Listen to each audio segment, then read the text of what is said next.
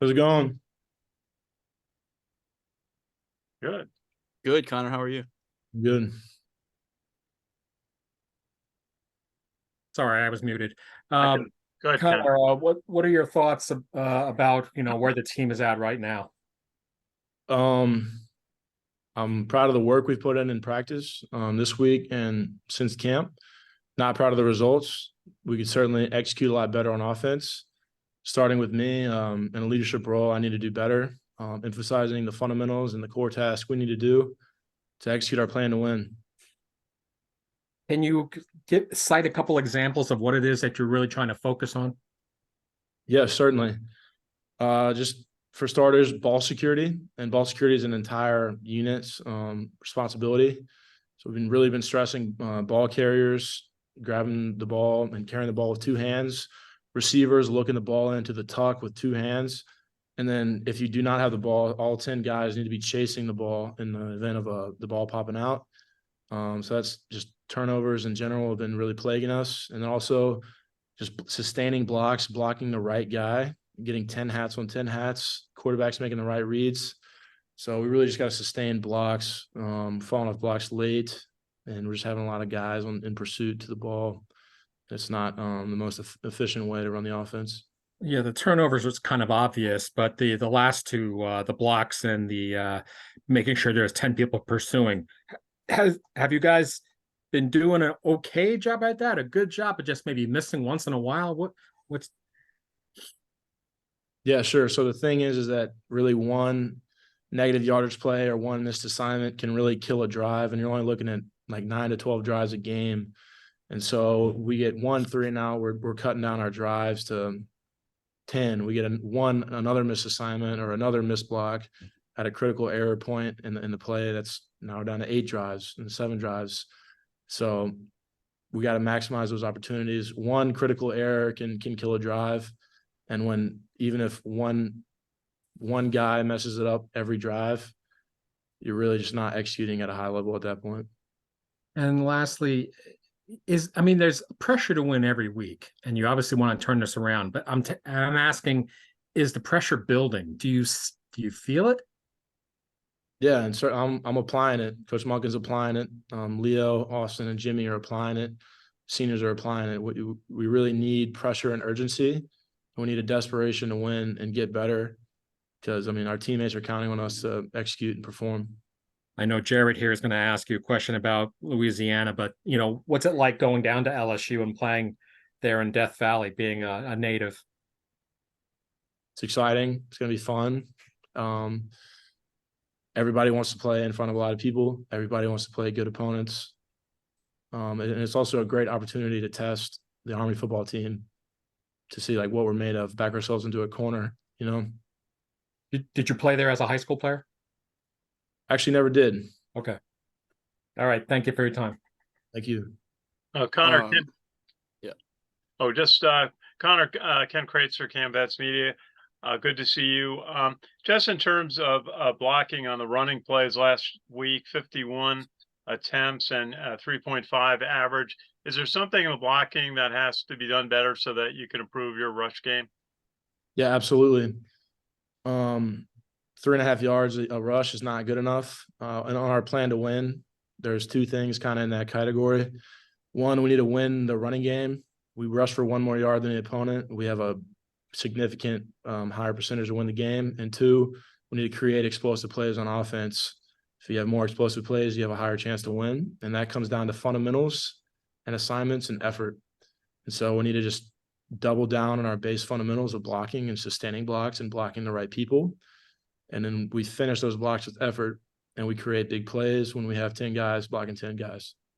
Is it different for you when it's a pass play? You passed the ball 18 plays last game, and you had your freshman quarterback go in the second quarter, Champ Harris. Is it different when you have to pass? You're doing a lot of passing plays? Not really. I guess it's just less people blocking. The receivers obviously are just running routes and not blocking.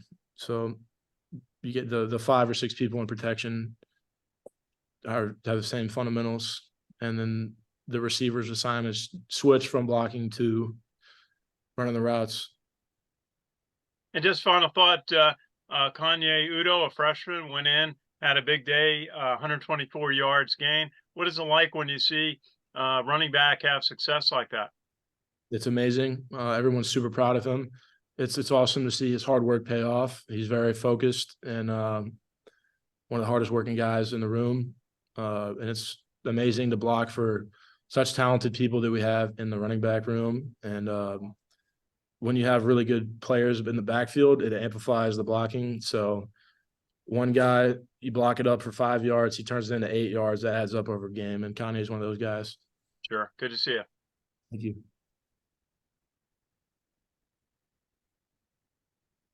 Hey Connor, it's Sal from Black Knight Nation. How are you? I'm good. Hey, question: will this be your first game at Tiger Stadium, or did you attend games when you were younger and lived in Baton Rouge, or no? Yeah, this will be my first time playing. I have watched a couple games there, yes. Gotcha. And I know you mentioned to me earlier in the preseason. Are you close with one of their offensive linemen, Emory Jones? I thought you mentioned to me that you wore the same number in high school. He wore your same number or something like that, or no? Not sure on the number exactly. Okay. Number he wears. Chance. Are you friendly with him or no? Oh yeah. He was a freshman or sophomore when I was a senior. He was super awesome to have on the team.